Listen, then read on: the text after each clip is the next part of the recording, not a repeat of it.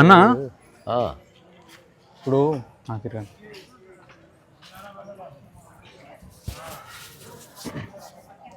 హన్మకొండ భద్రకాళి టెంపుల్లో ఉన్నాం కదా, కానీ భలే ఉంది కదా అసలు. సూపర్, అసలు పీస్ఫుల్. అంటే మనకు చాలా దేవాలయాలు ఉంటాయి, ఇది చాలా ప్రకృతికి దగ్గరగా ఉంది. ఈ టెంపుల్ బ్యాక్ సైడ్ కొండలు, ఆ తర్వాత వాటర్ బాడీ. అసలు ఇంతవరకు ఉండదు వాటర్ ఉండేనట్రా, నేను ఎప్పుడు రాలేదు. సో మనిషి తన అవసరాల కోసం చెరువు వెనక్కి పంపించేసి అయితే ఇప్పుడు మనస్ఫూర్తిగా కోరుకుంటే కోరికలు తీరుతాయి అని అంటారు కదా మామూలుగా. ఇక్కడ ఏ దేవాలయం పోయినా కూడా నువ్వు మనస్ఫూర్తిగా కోరుకోవాలి, ధ్యానించాలి అని. అది నిజమేనా? మీరు కోరుకుంటారా అట్లా? నాకు అది తెలుసుకోవాలని ఉంది. నేను ఎప్పుడు కోరుకుంటాను. మీరేం కోరుకోరు? ఎవరైనా కోరుకుంటే లోకం కోసం ఏదైనా కోరుకుంటా. ఏమని అంటే అందరినీ లెక్కలోకి తీసుకుంటే వ్యక్తిగతంగా ఇంతవరకు నేను కోరుకోలేదు. 2009 తర్వాత నేను వ్యక్తిగతంగా ఇది కోరుకోలేదు. ఓకే, అంటే నాకు ఇది కావాలని కోరుకున్నది ఇది లేదు. కానీ అందరి పాయింట్ ఆఫ్ వ్యూలో అప్పుడప్పుడు ఊరికే దేవాలయం పోకపోయినా నిద్ర లేచి అర్ధరాత్రిలో కోరుకుంటా. ఏమని? అరే వీళ్ళు అసలు ఏదున్నా అంగీకరించే మనస్తత్వం వస్తే బాగుంటుంది అని కోరుకుంటా. అందరికి మనుషులకి అసలు డబ్బుల గురించి ఇంత వెంపలాడుతున్నారు కదా, అందరికి సరిపడినంత డబ్బు వస్తే ఆ డబ్బు పట్ల వ్యామోహం పోతుందని కోరుకుంటా. అంటే ఆ కోరుకోవడంలో ఇట్లా అయితే బాగుండు అని ఉంటుందా, లేకపోతే ఇది కావాలి ప్లీజ్, ఇది కావాలి దేవుడా అట్లుంటుంది? కావాలని కోరుకుంటా, అనుకున్నంత మాత్రం అవుతుంది కాదు. అంటే మా ఇంటిని స్టేట్మెంట్ ఇప్పుడు మామూలుగా మీరు అన్నారు, నేను అందరి గురించి కోరుకుంటాను కదా. దేర్ ఇస్ డిమాండ్ ఎప్పుడు పనిచేయదు. ఒక దేవుడి దగ్గరికి వెళ్ళినప్పుడు అంటే నువ్వు భుజాలు వంచి నీ అహంకారాన్ని పక్కన పెట్టి నీ కళ్ళు కొంచెం అరమోడు కన్నా ఇట్లా కాకుండా బిర్రుగా లేకుండా నువ్వు లూజ్గానే రావాలి, ఒబీడియంట్ అయిపోయి. అందుకని నీ అభ్యర్థన నువ్వు చేసేది అభ్యర్థన అంటేనే జర చూడరాదు ప్లీజ్ అన్నట్టే ఉంటుంది. అంటే నువ్వు ఇగో కాకపోతే అట్లా ఎట్లా చెప్తావు? అట్లా చెప్పము. నేను అనేది ఇప్పుడు మీరు కోరుకునేది అందరి గురించి, అందరిలో ఈ నేను అనేది పోతే బాగుండు, డబ్బు మీద వ్యాయామం పోతే బాగుండు అని కోరుకున్నప్పుడు అది జస్ట్ ఒక విష్ లాగా ఉంది. ఇప్పుడు ఇక్కడ మనకు నేను చెప్పే కాంటాక్ట్ తనకు తాను కోరుకునేటప్పుడు ఎట్లుంటుంది అంటే, అమ్మా నాకు ఇది కావాల్సిందే ప్లీజ్ అమ్మా నీ దయ. దానికి మనకు చిన్నప్పటి నుంచి ఒకటి చెప్పింటే బాగుండేది. ఎవరెవరైతే కోరుకుంటున్నారో అక్కడ ఒక స్టేట్మెంట్ ఒకటి జోడిస్తే చాలా బాగుంటుంది. ఏంటిది? నేను ఇది కోరుకుంటున్నా, ఒకవేళ నాకు అర్హత ఉంటే ఇవ్వు అని చెప్పాలి. ఇది యాక్చువల్గా దానికి పూరకం. అది నేను ఒక కోరుకుంటున్నాను, పూరకం అంటే ఎండింగ్, అంటే అప్పుడు అది కంప్లీట్ అవుతుంది. ఒకవేళ నేను కోరుకుంటున్నది నిజంగా నా లైఫ్లో నాకు వచ్చే అర్హత ఉందని నీకు అనిపిస్తే, నీకు దోమ వచ్చింది అది నాకు అది నాకు అంటే ఏది పడితే అది ఇవ్వకు. రెండోది నేను కోరుకోలేదు అయినప్పటికీ నా జీవితంలో ఏదైనా కావాలనిపిస్తే అది నువ్వు అమ్మవు కాబట్టి నీకు తెలుసు కాబట్టి నాకు అందజేయి. ఇది ఒక సరైన పద్ధతిలో కోరడం. అంటే నువ్వు కోరడం అంటే ఏది పడితే అది కోరడం కాదు. రెండోది కోరిక అనేది విస్తృతార్థం ఉన్న పదం.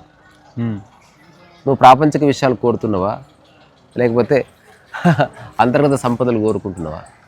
అంతర్గత సంపదలు ఆనందము, ఆధ్యాత్మిక జ్ఞానము, ఒక సహజమైన ప్రజ్ఞ, జీవితాన్ని యథావిధిగా అర్థం చేసుకునే లక్షణం, ఇట్లాంటివి కోరుకుంటే కాంటెక్స్ట్ లో అంతర్గత సంపదలు ఎవరు కోరుకోరు.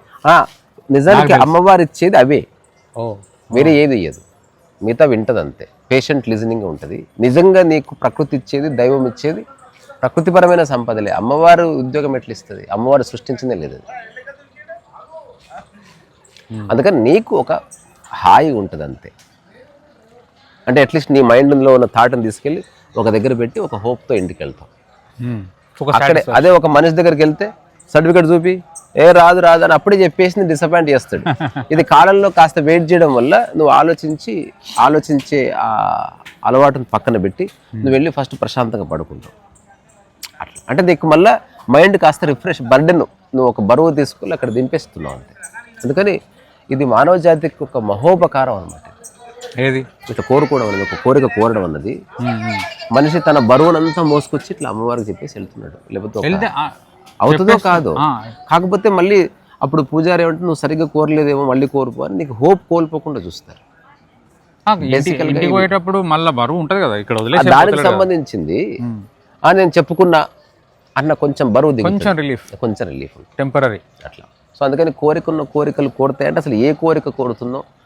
నీ పరిధిలో ఉన్నది కోరుతున్నావా, లేకపోతే ప్రకృతి పరిధిలో ఉన్నది కోరుతున్నావా, ప్రపంచంలో వేరే వాళ్ళ చేతిలో ఉన్నది కోరుతున్నావా, లేకపోతే ఎవ్వరు ప్రయత్నించినా అది నీ లైఫ్లోకి రాదు అటువంటి కోరిక కోరుతున్నావు. అటువంటిది ఒక 2-3 చెప్పనా? నువ్వు కోరినా రాదు. ఫర్ ఎగ్జాంపుల్, నాకు ఒక ఎయిర్పోర్ట్ ఇయ్యమ్మా, ఇది కోరకూడదు కోరిక. ఇది ఎట్లా కోరుతావు? పోతుంది.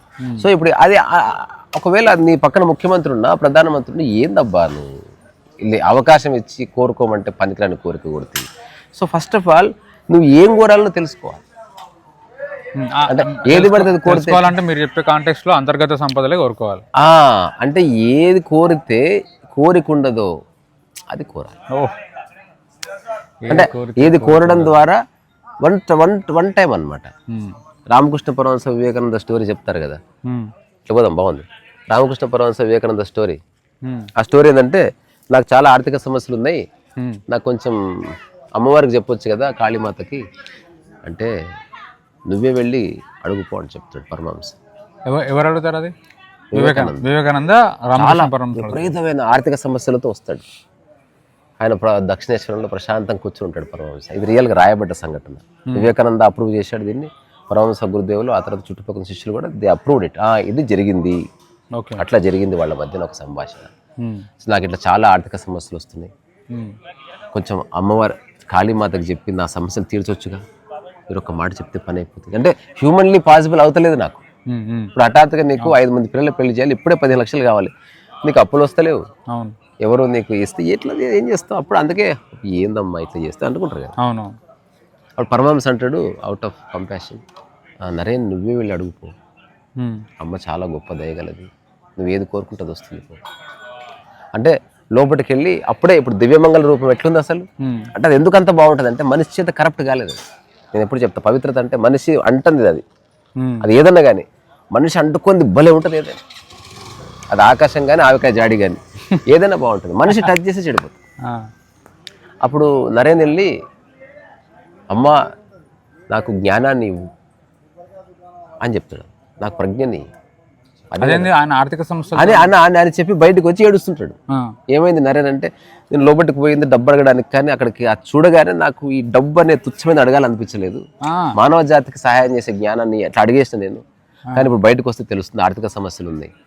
మళ్ళీ ఒక్కసారి అంటే ఇంకొకసారి పోయిరా నరేన్ పర్వాలేదు అంటే, రెండోసారి కూడా పోయి ఆ అమ్మవారి కళ్ళు పెట్టి చూసి నాకు జ్ఞానం కావాలని అడిగాడంట.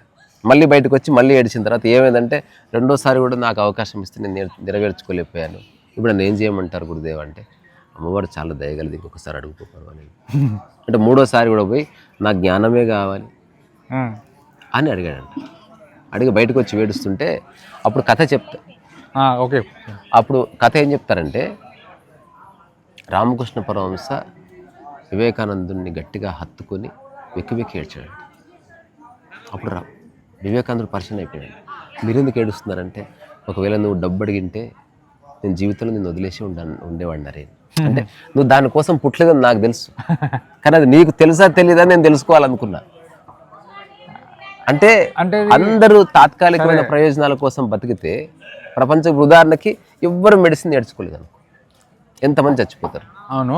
ఇప్పుడు ఈ కథలో అది డాక్యుమెంటెడ్ ఒరిజినల్గా జరిగింది అన్నారు కదా.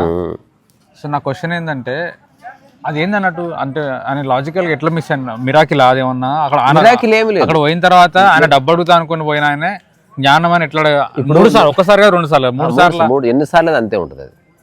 ఇప్పుడు నేను నీకు ఎగ్జాంపుల్ చెప్తా చూడు. ఇప్పుడు నువ్వు ఫుడ్ అనుకో, ఎక్కడ పోయినా ఫుడ్ ఎత్తులాడతావు లేదా? ఆబ్వియస్లీ. వాళ్ళు ఎన్లైటెండ్ బీయింగ్స్ అవి, వాళ్ళు అది తప్ప దానికి బియాండ్ కోరలేదు. ఇప్పుడు ఉదాహరణకి నువ్వు అంటే అప్పటికే ఆయన ఎన్లైటెడా? బై బర్తే ఉండాలి ఆ బరువు లేని స్థితి. అంటే ప్రతి కదలికలోనూ దాన్ని క్లియర్ చేసుకోవడం ఉంటుంది. హఠాత్తుగా ఎన్లైటెండ్ అవ్వడం అని ఏమీ లేదు. ఎవ్రీబడి ఈజ్ ఎన్లైటెండ్, కానీ ఆ ఎన్లైటన్మెంట్కి మనం వ్యతిరేకంగానో వేరే విధంగానో జీవిస్తుండడం వల్ల అది మనకు పరిచయం కాకుండా పోయింది. మనం ఇంకా ప్రాపంచికపరమైన విషయాల్లోనే పడి ఉండటం వల్ల మనకు అది పరిచయం అయితే లేదు.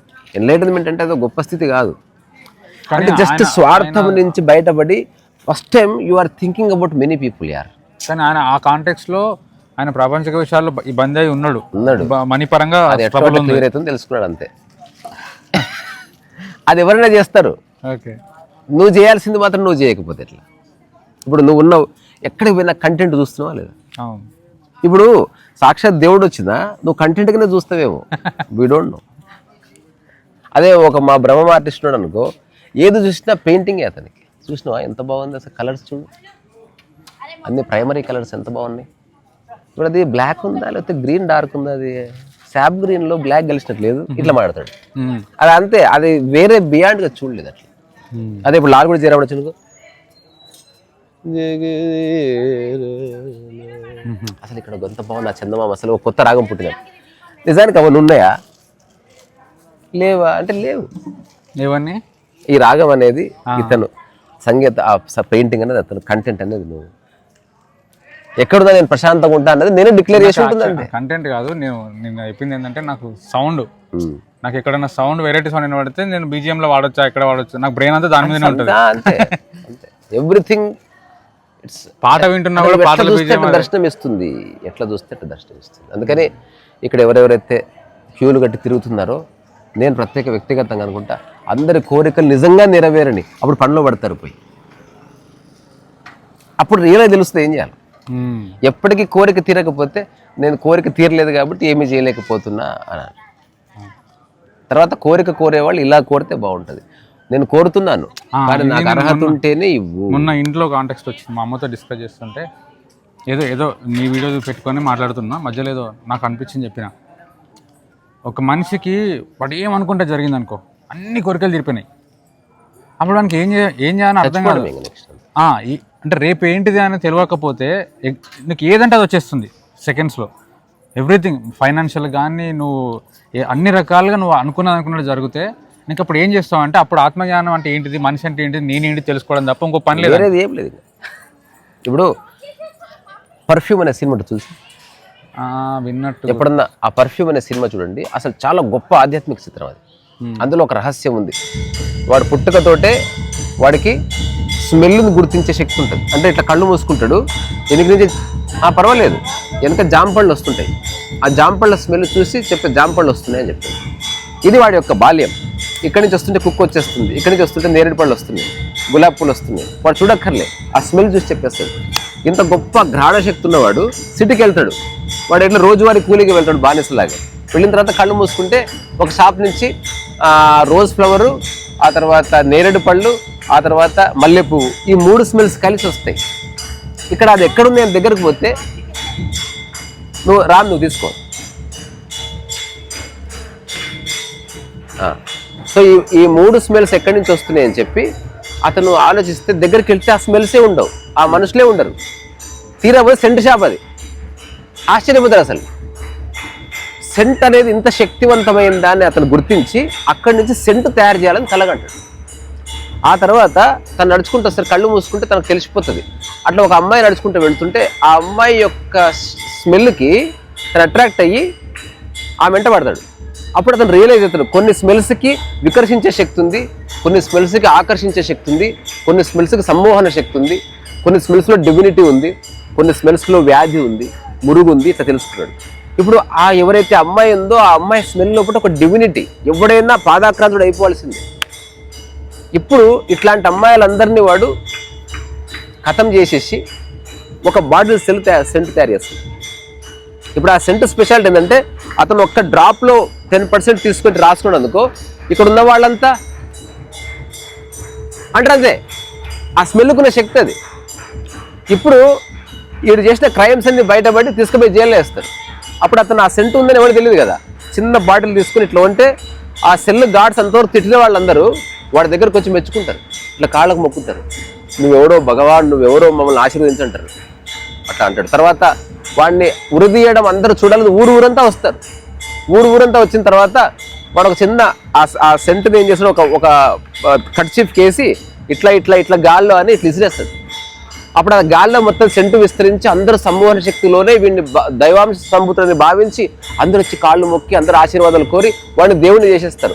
అప్పుడున్న పోప్ జాన్ పాలు, రాజు, రాణి, మంత్రి అందరూ పాదాక్రాంతులు అయిపోతారు.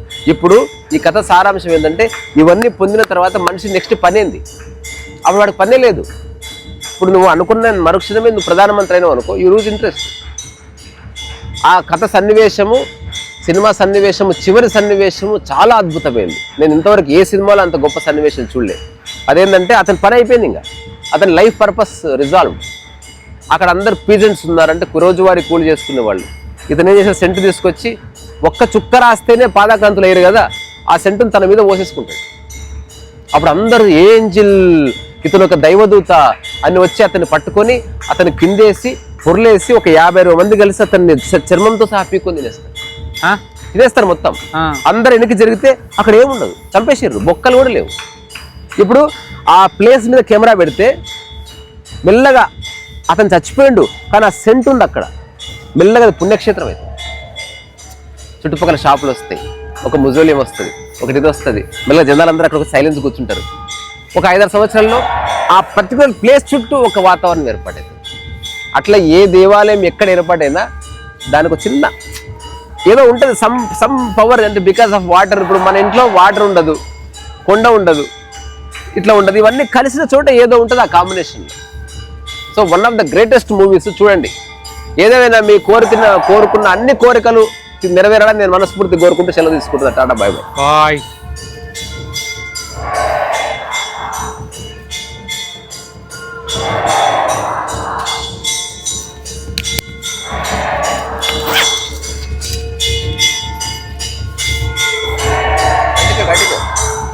కంటిన్యూ.